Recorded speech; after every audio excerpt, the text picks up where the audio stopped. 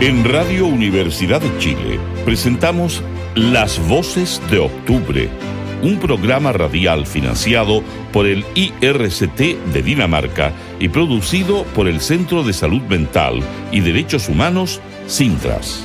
Con diversas voces revisaremos las violaciones de los derechos humanos ocurridas durante el estallido social, poniendo énfasis en el deber del Estado de garantizar verdad, justicia, reparación y garantías de no repetición. En la conducción, Alejandra Arriaza y Dino Pancani. Iniciamos nuestro tercer capítulo, Las Voces de Octubre, un programa del Centro de Salud Mental y Derechos Humanos Sintras. Queremos agradecer a todos quienes nos siguen, quienes nos han acompañado en los capítulos anteriores, por estar escuchando y compartiendo con nuestros entrevistados. Sostuvimos interesantes conversaciones con Gustavo Gatica y Aideo Berreuter durante el primer capítulo y en el segundo con la senadora Fabiola Campillay. Hoy queremos conversar con otros dos invitados que a través de sus reflexiones y testimonios podremos seguir dialogando sobre los derechos humanos y en particular sobre el estallido social. Sin más vueltas, vamos a invitar a nuestros entrevistados. Estaremos hoy con María Paz Granllán. Ella es actriz, es sobreviviente, representante de la red de sobrevivientes. Formas parte de la red de sobrevivientes de víctimas del estallido social. Sí. Y también estamos con el profesor Claudio Nach. Él es académico, doctor en Derecho y coordinador de la Cátedra de Derechos Humanos de la Universidad de Chile. Bienvenidos. Un gusto. Gracias, María Paz. Gracias, Claudio. Claudio, en el marco del derecho, ¿existe el derecho a la protesta? ¿Está regulado en alguna norma? Si pudieras contarnos a los que nos están escuchando. Sí, el derecho a la protesta como tal ustedes no lo van a encontrar ni en la Convención Americana ni en los pactos. Pero lo que se ha ido construyendo es que a partir del derecho que sí está consagrado, que es el derecho de reunión, del derecho a la libertad de expresión y el derecho a la participación política, estos tres derechos en conjunto son los que permiten darle legitimidad a las manifestaciones públicas, le da legitimidad al derecho de petición, pero sobre todo al derecho que tienen las personas de expresar sus opiniones en el espacio público, incluso cuando estas opiniones sean opiniones incómodas, opiniones que buscan generar transformaciones, que buscan generar un momento de protesta o expresar, por ejemplo, el desagrado frente a una resolución judicial o a una determinada política. En ese sentido, cada vez uno ve que se va fortaleciendo en las instancias internacionales este derecho que nosotros, este conjunto de elementos, lo podemos calificar como el derecho a la protesta. Claudio, ¿y a quién le corresponde que ese derecho pueda cumplirse, ¿no? Que es al Estado el que debe velar por que ese derecho pueda... Sí, mira, Dino, eso es bien interesante, sobre todo para la generación nuestra. Acá en Chile hay una idea que yo creo que tiene mucho que ver con la herencia de la dictadura, de ver la manifestación pública como un hecho prohibido y como si se estuviera haciendo, en lenguaje muy simple, si se estuviera haciendo algo malo. Yo no sé si les pasa a ustedes, pero uno va a una manifestación y siempre está mirando para los lados en qué minuto llega la represión. Eso es completamente una deformación que nosotros tenemos, producto de años de autoritarismo. ¿Por qué? Porque el Estado, si este es un ejercicio de derechos humanos, humanos, del derecho a reunión, de libertad de expresión, derechos políticos, si es un ejercicio de derecho humano, el Estado lo que debe hacer es no solo respetar ese derecho, sino que garantizarlo y hacerlo sin discriminación. ¿Cuándo puede actuar el Estado? En dos hipótesis que son bien concretas. Uno, para proteger que la manifestación pueda hacerse de una manera segura. Y segundo, puede actuar obviamente si hay actos de violencia, pero eso lo podremos conversar después. No es cualquier acto de violencia. La violencia está definida como aquella que pone en riesgo la vida, la integridad de las otras personas o afectaciones graves a los bienes, digamos. No es que a mí, no es violencia sinónimo que a mí me moleste la manifestación o me incomode un corte de tránsito, por lo tanto es perfectamente legítimo, aunque eso genere incomodidad. Entonces tenemos que pensar siempre en la protesta, la manifestación pública como un ejercicio de derechos que el Estado debe garantizar y debe respetar. Entonces el orden público no cabe como concepto, ¿no? Sí, a ver, cabe como concepto en el sentido que la autoridad frente a una legítima manifestación pública tiene que garantizar el orden público, pero entendiéndolo como, distinto a como se entienden tradicionalmente. Ahí el orden público es permitirle a los manifestantes expresarse con seguridad, no ser objeto de un ataque, no ser atropellado por los autos. Entonces, ¿qué debe hacer el Estado? El Estado debe facilitar eso, y orden público es, por ejemplo, cortar las vías del tránsito, desviarlo para que haya libre tránsito, pero permitiendo siempre la manifestación pública. Ese es como el cambio de lógica que nosotros tenemos que hacer. El que se manifiesta está haciendo algo legítimo, algo importante, algo necesario. Y por lo tanto el Estado debe garantizar aquello. Claro, entonces en el fondo hay que hacer conjugar ambos derechos, ¿no? El derecho a la expresión, a la manifestación. Esa es la idea del orden público. Con el derecho a la coexistencia. Esa es, perfecto. Clarísimo, claro. Resumen. María Paz, ¿y tú cómo viviste el tema de la protesta desde el 18 de octubre del 2019? Yo lo viví de una manera, bueno, no sé si tú sabes, yo soy el caso índice. Soy como la primera disparada a partir del 18 de octubre.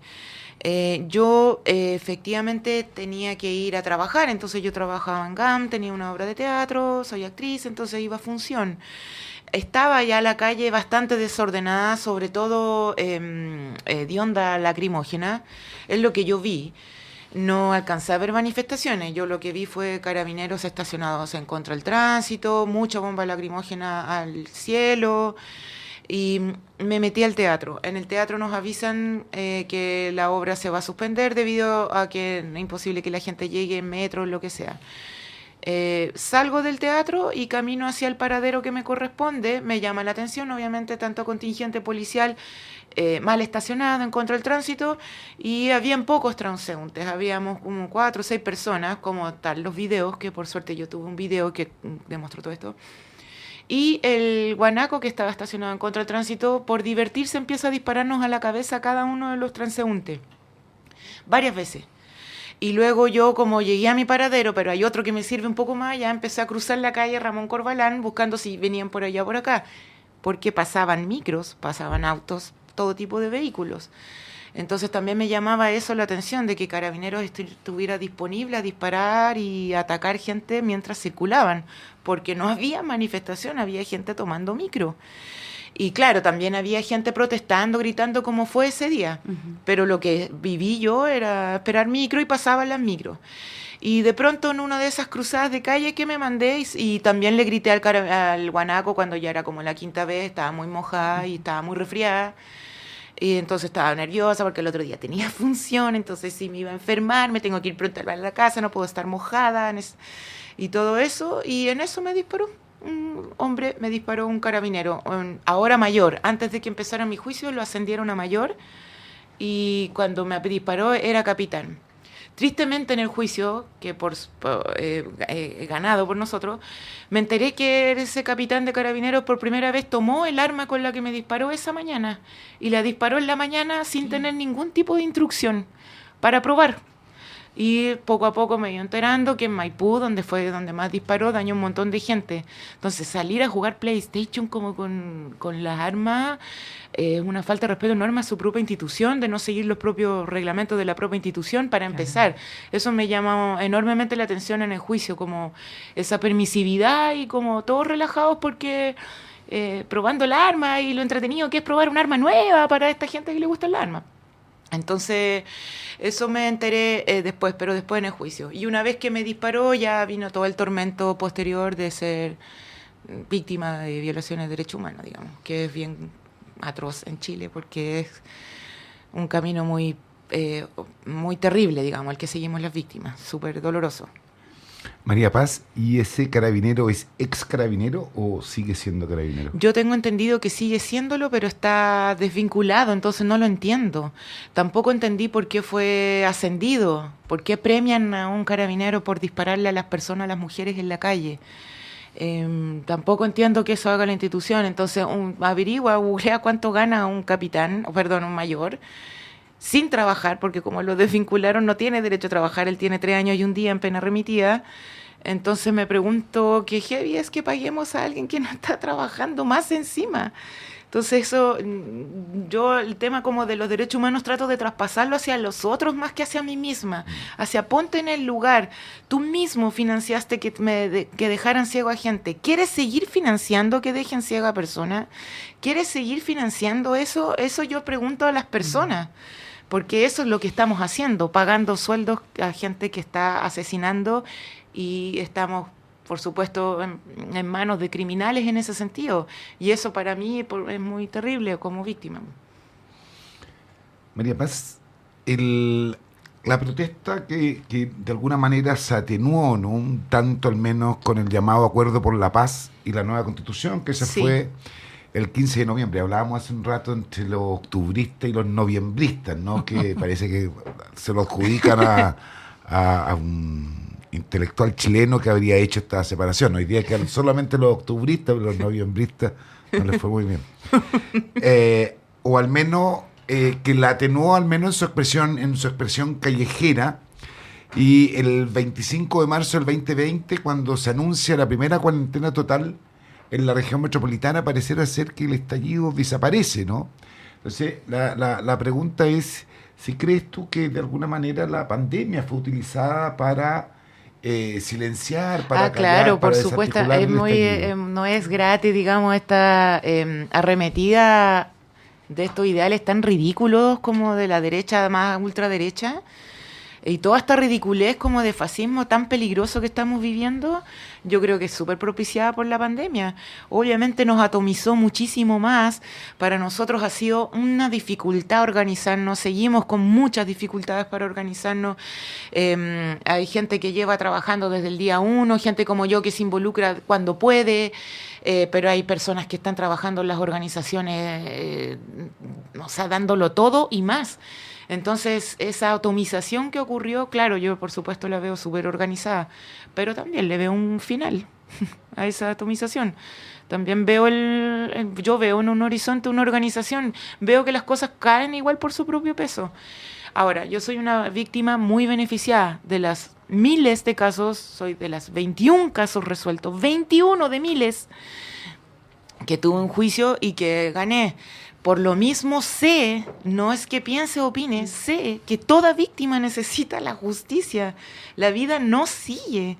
O sea, sigue el tiempo, siguen las cosas, la gente si quiere sigue naciendo, se sigue enamorando, pero la vida misma no sigue después de ser víctima. Es que hay un cambio, Porque hay un cambio quiebre, y ¿no? a ti se te quita la respiración. Yo te voy a decir que físicamente, cuando sentí cuando escucho el veredicto y voy cachando que lo gano y por unanimidad, es como si me hubieran soltado, ¿cachai? Cuando no tenís circulación porque no me había dado cuenta. Sentí que volvía a latir.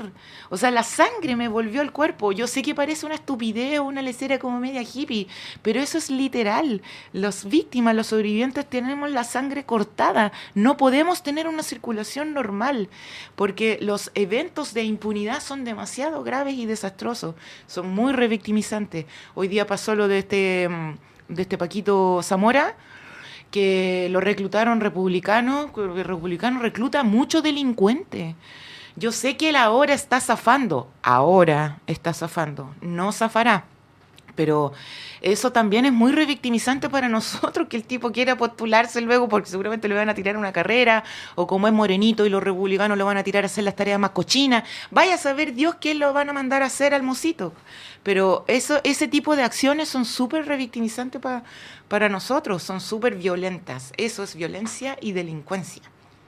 Vamos a continuar con este tema, pero antes vamos a ir a una pausa musical con Haces Falsos, la canción Yo sí estoy en guerra.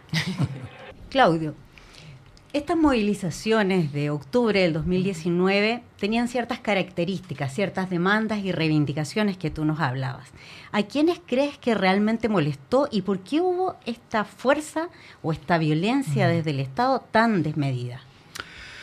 A ver, ahí yo diría que hay varios niveles de explicación. Hay un primer nivel que es decir que esto es la respuesta tradicional, digamos, que da el Estado y particularmente el Estado chileno frente a las expresiones en la calle que son expresiones de descontento y de protesta, que es la fórmula clásica. Por una parte, lo que podríamos denominar la represión directa, que tiene que ver con la detención de personas, con el uso de la fuerza para esa represión en terreno, llamémoslo así. Pero eso normalmente va acompañado de un proceso que podríamos denominar de criminalización de la protesta. Y ese es una respuesta ya compleja. Ahí intervienen los medios de comunicación, intervienen los distintos liderazgos políticos, sociales. ¿Para qué? Para aislar los actos de violencia que normalmente se pueden producir en el marco de manifestaciones públicas, y de forma tal de transformar la idea de la protesta en sinónimo de delincuencia. Uno podría decir eso es lo que se da habitualmente, pero yo creo que en lo que ocurrió el 2019, entre octubre del 2019 y marzo del 2020, un poco con el inicio de la pandemia, es más complejo. Yo creo que ese nivel con el que todos nos aproximamos inicialmente no dio cuenta de lo que estaba sucediendo. Y yo creo que ese nivel más profundo tiene que ver con que este movimiento político, social, autoconvocado, fue capaz de canalizar un descontento que iba más allá del tema de la educación, la seguridad social, la salud,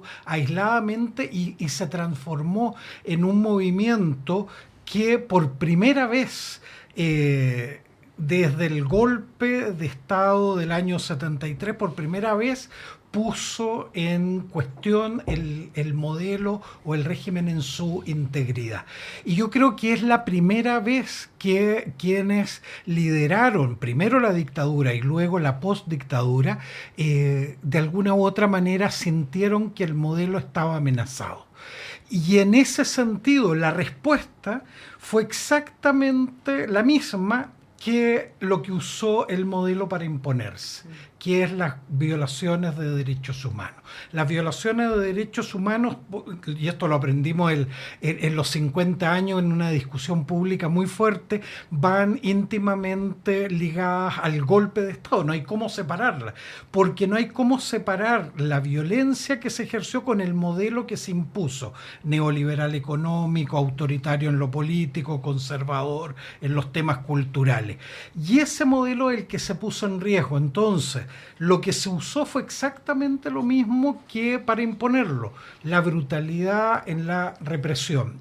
En la dictadura esto se expresó fundamentalmente en que en los casos de desaparición forzada, en democracia, en el marco del 2019-2020, fueron las mutilaciones oculares, pero ambas tienen un elemento en común. No solo afectan a la víctima directa, sino que generan terror en todo el entorno. María Paz lo decía muy bien, aquí hay un tema incluso físico, y yo creo que los auditores y las auditoras lo recordarán.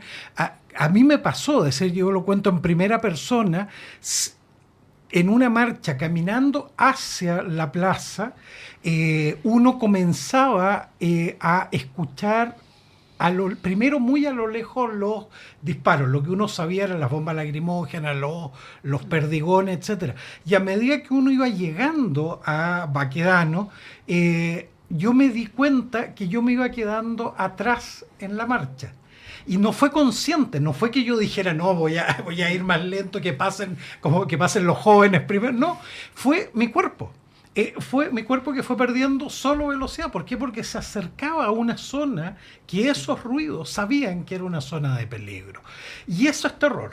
Eso es cuando te imponen el terror y tú empiezas a actuar ya ni siquiera consciente. Al contrario, cuando te haces consciente de eso, tú dices, no, yo tengo que seguir avanzando, no me pueden detener por el miedo. Pero eso es lo que provocaron estos actos de brutalidad en el marco de las jornadas del 2019-2020. Era salvar el modelo a través del terror. Y para eso se volvieron a utilizar las violaciones de derechos humanos igual que en dictadura. Claudio, aprovechando el puente que hacen, ¿no? Porque señalas que entre la dictadura y que es la misma generación, ¿no? La que aplica la violencia en dictadura y luego lo hace en el marco del estallido. Pero hay 30 años de un entremedio donde hay un sector político que fue víctima en su minuto, que asume el gobierno y que es parte o acepta nuevamente el mismo modo de resolución, ¿no? Pues se suponía que teníamos 30 años de garantías de no repetición. Claro. Y repetimos. Ahí es donde es el gran fracaso, y esto lo asumo ya, y yo creo que lo tenemos que asumir como generación en términos personales, es nuestro fracaso. Lo que nosotros podíamos aportar desde el retorno o el fin de la dictadura en adelante era que este nivel de violencia, el nivel de violencia que nos tocó vivir en dictadura, nadie lo iba a tener que volver a vivir. Ese era el compromiso del nunca más, ese era el acuerdo. Ese acuerdo suponía realizar ciertas cuestiones. Y eso está en el informe Rettig. Si el informe Rettig dijo, usted si quiere que esto no vuelva a suceder, usted tiene que reformular la lógica con la que funcionan los militares y la policía. Y eso no se hizo. Y entonces tú tienes un sistema que se va, un cambio de gobierno, pero donde la impunidad se mantuvo. Imagínate si a 50 años estamos con los fallos, el caso de Víctor Jara hace un año atrás. Es decir, esos 30 años se hicieron sobre la base de la impunidad sin modificar ni a las policías ni a las Fuerzas Armadas y una élite política que hizo suyo ese modelo y que por lo tanto había que defenderlo. Y la noche del 14 al 15 de noviembre, yo creo que no hay nada más decidor que la foto. Esa foto cuando se firma el acuerdo por la paz y una nueva constitución. Esa es una élite que llorosa, digamos, con los ojos llenos de lágrimas, que estaba cediendo lo que podía ceder, lo que estaba dispuesto a ceder, que era la constitución.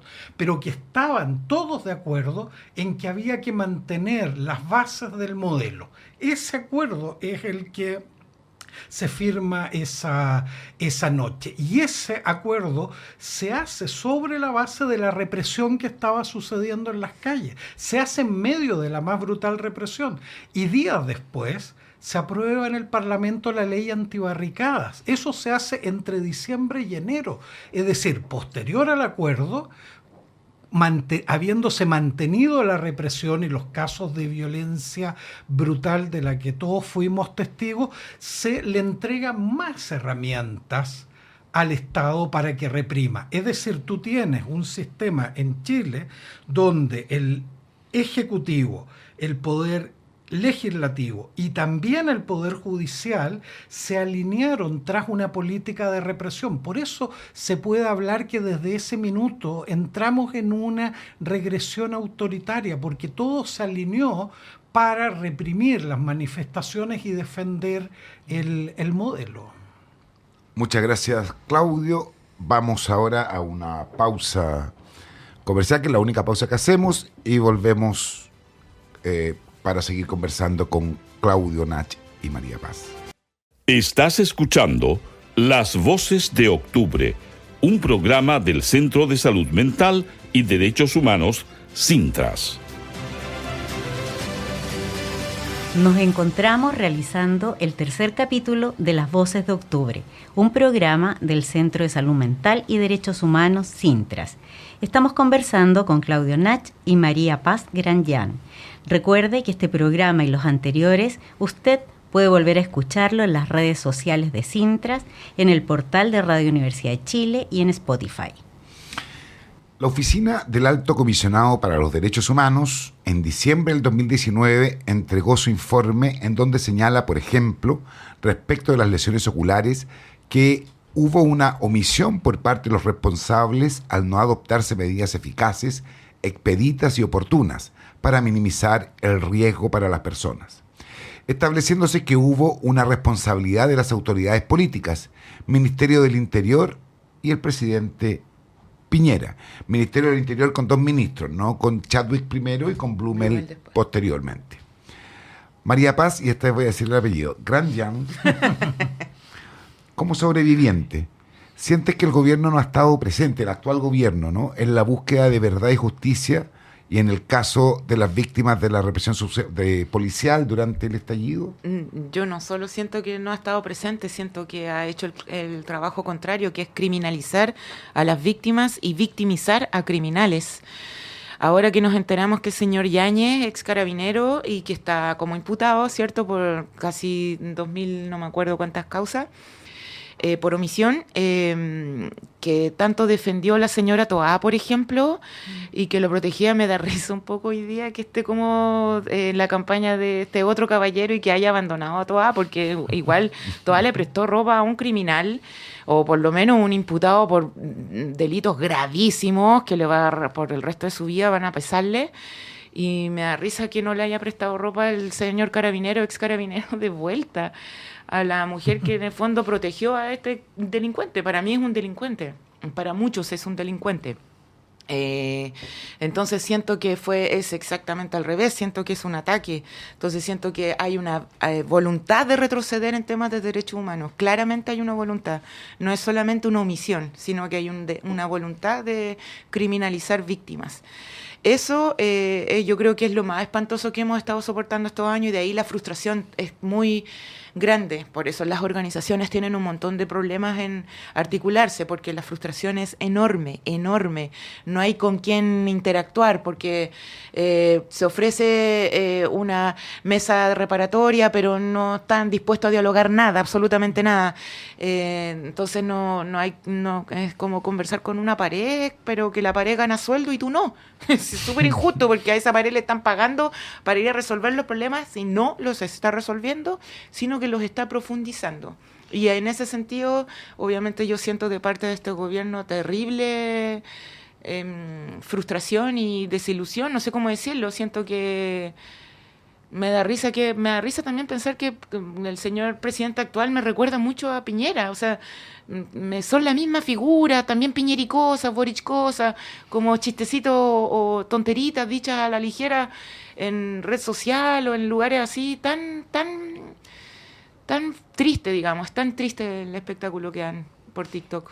Sí, la responsabilidad y la forma de actuar, ustedes nos dan cuenta de que hay un patrón de actuar. Claro. Que hay un patrón desde agentes del Estado que es como el continuismo, que las garantías no repetición no han funcionado. Y en ese sentido, Claudio, la responsabilidad del alto mando o de los civiles, los ministros del Interior de la época, ¿es posible perseguirla acá en Chile o en ante organismos internacionales? Qué difícil, porque me encantaría poder decir sí y punto, digamos, y terminar la respuesta ahí, pero a ver, yo creo que se ha hecho un intento muy serio por parte de las víctimas, las organizaciones que los han representado, por avanzar en justicia estos años, pero lamentablemente la institucionalidad en el Estado no ha estado a la altura. Y aquí particularmente el Ministerio Público, yo creo que en el Ministerio Público uno podría haber tenido legítimas expectativas, era un organismo que no existía en dictadura, que sí existe en democracia, y este era el momento de demostrar que era capaz de enfrentarse al poder y realizar investigaciones serias, establecer responsabilidades y finalmente lograr condenas. Lamentablemente eso no ha pasado. Hay un informe de Ceja, ya que tiene un par de años, dando cuenta de todas las deficiencias de las investigaciones que llevaba adelante el Ministerio Público. A 5 años, Amnistía Internacional lo dijo en su informe anual el año pasado, el 99,6% de los casos están en la impunidad. Estamos hablando de que son cifras realmente groseras, digamos, en términos de un Estado de Derecho en una sociedad democrática. Y en ese sentido, uno diría la puerta que hay que tocar es la de la justicia internacional. Eso se hizo también, se ha hecho. Y ahora, ¿qué dijo? Y esto es interesante porque el fiscal de la Corte Penal Internacional se pronunció sobre lo que estaba sucediendo en Chile y dijo 3 cosas que para mí son centrales. Dijo, aquí se han producido graves violaciones de derechos humanos que pueden ser consideradas crímenes de lesa humanidad de aquellas que caen dentro de mi mandato. Lo dijo. Dijo, estas graves violaciones de derechos humanos son generalizadas, afectaron a una gran cantidad de gente y son sistemáticas. Cuestión que acá se discutió, ¿se acuerdan mucho? ¿No? Dice, son generalizadas y son sistemáticas. Hay un patrón de conducta tras ellas. Lo único, dice, que yo necesitaría oficina, digamos, de la Fiscalía de la Corte Penal Internacional investigar si estas obedecían a un plan o no. Y eso, dice, no lo voy a hacer por ahora. ¿Por qué? Porque esto se está investigando en Chile y hay denuncias que están tramitándose en los tribunales chilenos precisamente por crímenes de lesa humanidad y otros delitos que yo, mientras eso esté en curso, yo no puedo entrar a conocer de estos casos.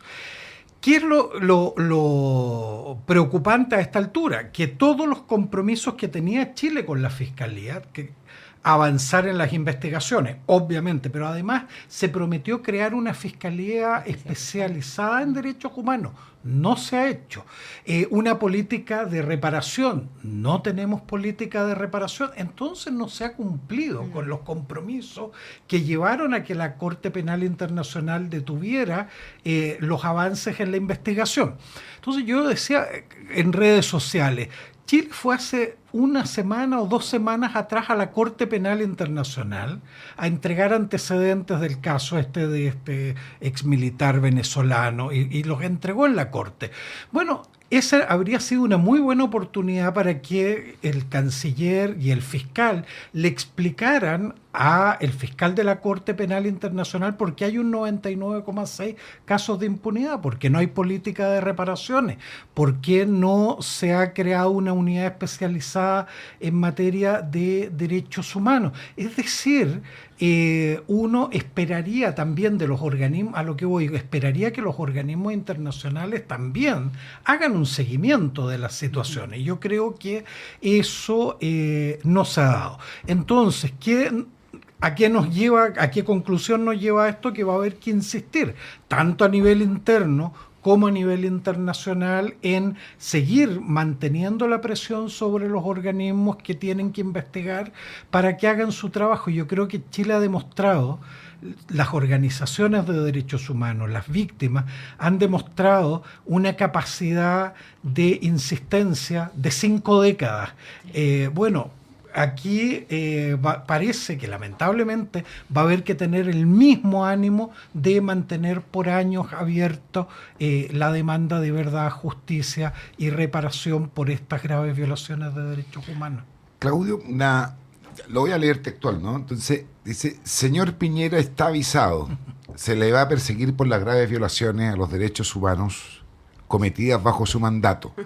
Presidente Gabriel Boric durante el primer debate presidencial. ¿Era entonces una aseveración vacía? Totalmente. ¿O tenían la posibilidad de poder hacerlo? A lo mejor uno puede ser injusto en lo que le está exigiendo por, digamos, por un exceso de emoción, ¿no? Pero ¿tenía condiciones de poder perseguirlo o no tenía esa condición? A ver, es muy... ¿O tiene, en realidad, sí, perseguir el mandato? Es muy frustrante esto, yo diría, porque hay quienes tuvimos ciertos grados razonables de esperanza de lo que podía hacer este gobierno.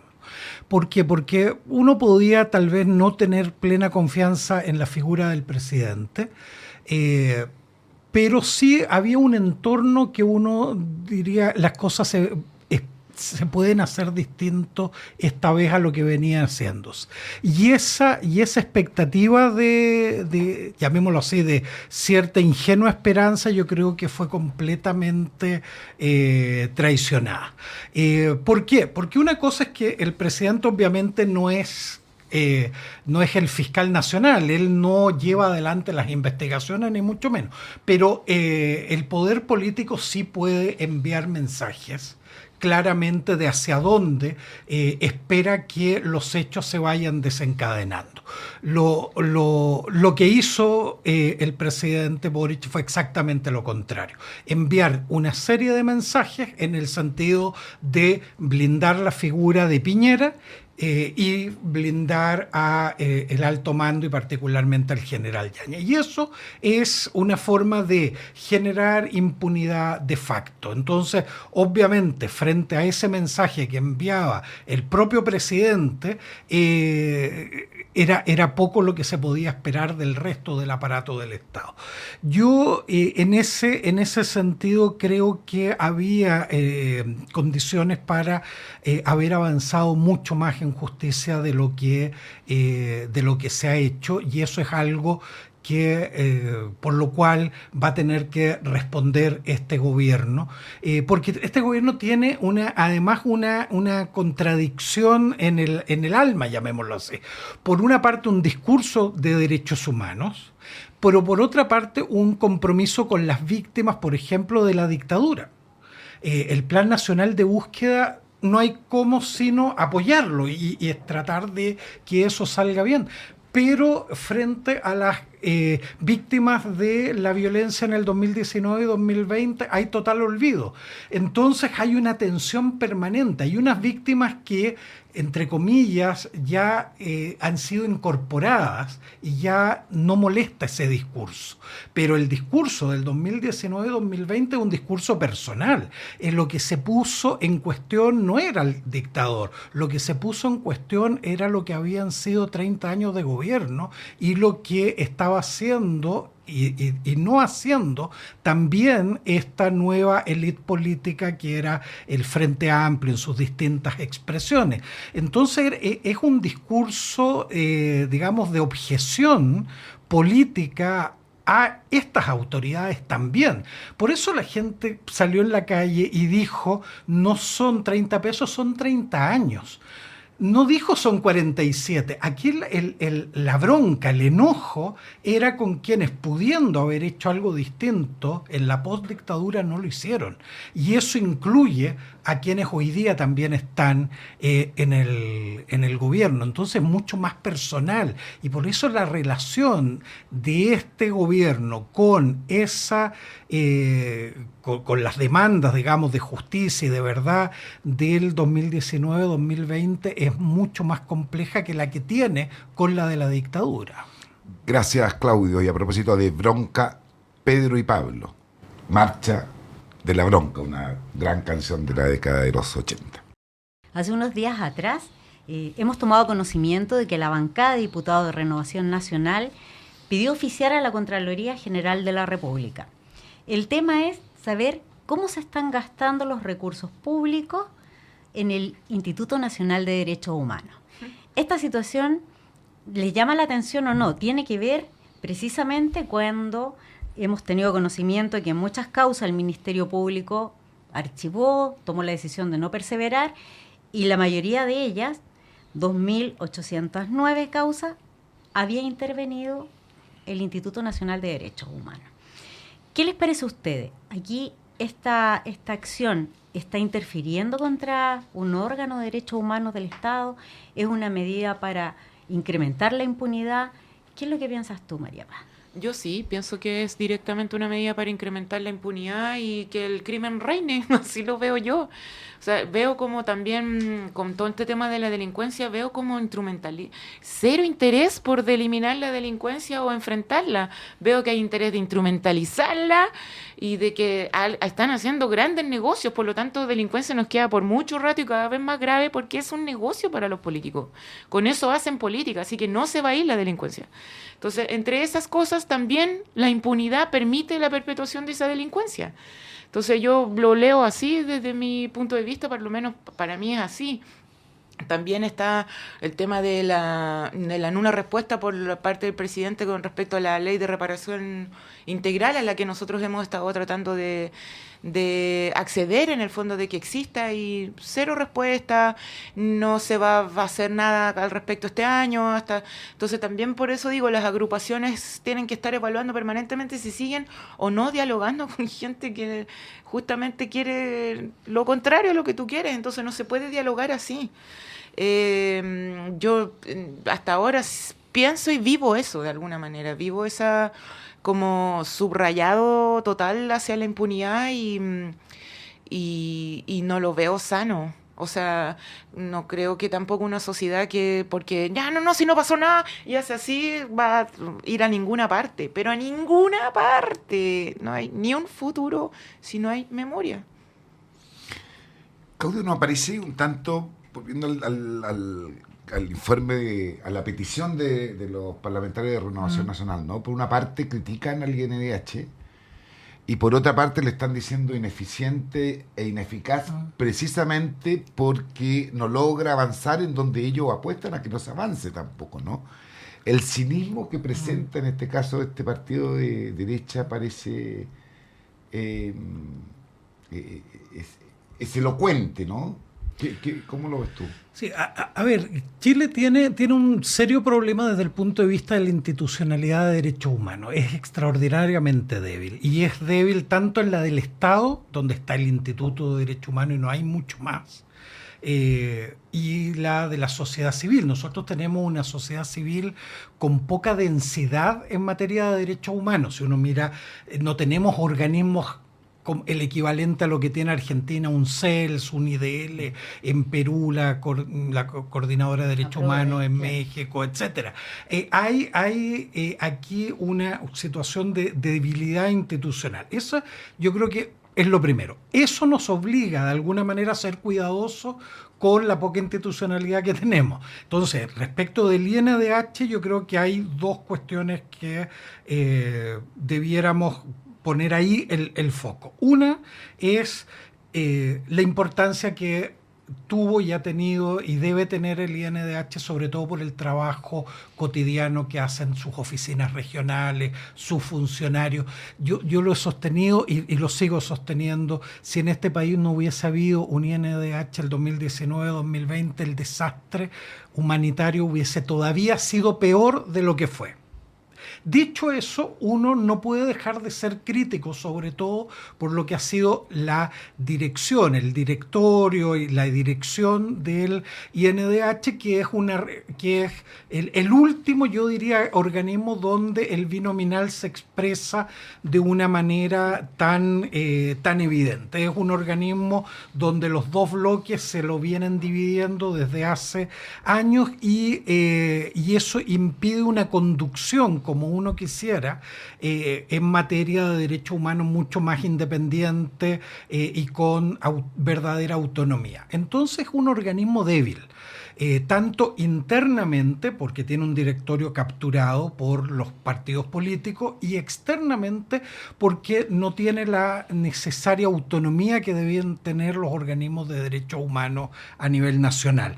Y en ese sentido, hoy día lo que está sufriendo el INDH es un nuevo ataque, digamos, Hace poco salió en la prensa que se había conformado por un decreto presidencial una comisión para estudiar el fortalecimiento, entre comillas, del INDH. Esa es una comisión que viene de la discusión presupuestaria. La derecha dijo, no hay plata para el INDH, salvo que se cree esta comisión. Se creó la comisión. Esa comisión lo que busca, en definitiva, es debilitar y no fortalecer el INDH. Yo lamento que organizaciones y personas que respeto mucho del mundo de derechos humanos se hayan prestado para integrar una comisión de este tipo. Ahora uno dice, los organismos de derechos humanos deben rendir cuenta de qué hacen con sus dineros, pero por supuesto que tienen que hacerlo. El punto es que esta no es una preocupación genuina por la fortaleza de la institución. Lo que quieren es debilitar la única institución que puede transformarse verdaderamente en un dique frente a los excesos autoritarios. Entonces, si yo estoy pensando en un próximo gobierno, la renovación nacional, si Evelyn Matei va a ser presidenta, si esto va a generar nuevamente movilizaciones, por ejemplo, ¿quién puede poner un límite a eso? El INDH, y eso es lo que se está destruyendo. Esto es parte de una tendencia de la derecha y particularmente de la ultraderecha de destruir toda institucionalidad en materia de derechos humanos. Lo están haciendo con la Corte Penal Internacional, le están quitando presupuesto al Alto Comisionado de los Derechos Humanos, lo están haciendo aquí en Chile, en otros países la persecución a los defensores de derechos humanos es brutal, como en Colombia, en Centroamérica, en Guatemala, en Honduras, El Salvador. Estamos en un momento en ese sentido muy difícil, y acá en Chile, también se colabora con un granito de arena en esa destrucción de la institucionalidad de derechos humanos. María Paz, nos quedan pocos minutos, pero nos gustaría que pudieses contarnos a nosotros y a los que nos están escuchando qué es esta Red Nacional de Sobrevivientes del Estallido, si están organizados, qué están haciendo, cuál es el proceso que está viviendo esta organización. Mira, la red nació el año pasado, surge de víctimas y sobrevivientes, que agrupa tanto víctimas como familiares de víctimas, familiares de asesinados, víctimas de todo tipo también, de perdigones, de disparos, trauma ocular o también abusos sexuales o abusos de otro tipo en comisaría, etcétera, etcétera. Y también intenta agrupar a las regiones, que también es muy complejo eso. Por suerte, lo bueno que trajo la pandemia es el famoso Zoom. Y de alguna manera eso agilizó las comunicaciones con regiones, y eso hay que saber valorarlo y usarlo.